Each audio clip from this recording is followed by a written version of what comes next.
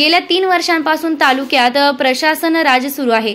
स्थानिक स्वराज्य संस्था, नगरपालिका, पंचायत समिती, जिल्हा परिषद निवडणुका विविध कारणांमुळे पुढे ढकलल्या जात आहे। ओबीसी आरक्षण, प्रभाग रचना, प्रभाग संस्था यावर राजकीय पक्षांकडून हायकोर्टापासून ते सुप्रीम कोर्टापर्यंत याचिका दाखल करण्यात आल्या आहेत। यामुळे स्थानिक स्वराज्य संस्थेच्या निवडणुका कधी होणार याबाबत निश्चित नसल्याने राजकीय पक्षांना स्थानिक पातळीवर मरगळ आल्याने दिसून येते।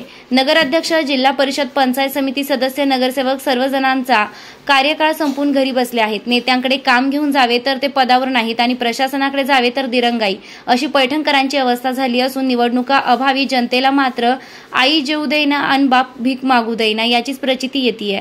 विशेष म्हणजे पंचायत राज नियमाप्रमाणे हा 6 महिन्यांपेक्षा जास्त काळ प्रलंबित ठेवू नये असा नियम असल्याचं बोललं जात आहे। मात्र केंद्र व राज्य प्रशासनानं पंचायत राज कायद्याचा सर्व नियम ढाब्यावर बसवले, त्यामुळे स्थानिक स्वराज्य संस्थेच्या निवडणुकांवर प्रश्नचिन्ह उपस्थित केलं जात आहे। दरम्यान तालुका व जिल्ह्यातील महत्त्वाच्या संस्था, जिल्हा परिषद, महापालिका, पंचायत समिती व नगर परिषदेवर प्रशासक सुरू आहे।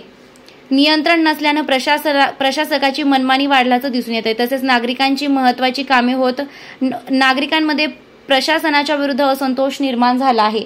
3 ते 4 वर्षांपासून निवडणुका लांबणीवर पडल्यानं राजकीय पक्षांचे कार्यकर्ते सैरभैर झाले आहेत। भारतीय काँग्रेस, शिवसेना, शिंदे शिवसेना, उभाटा, राष्ट्रवादी, शरद पवार, राष्ट्रवादी, अजित पवार, वंचित बहुजन आघाडी व पक्षातील राजकीय पुढारी पद नसल्याने कामे कशी करायची या विवंचनेने आहेत।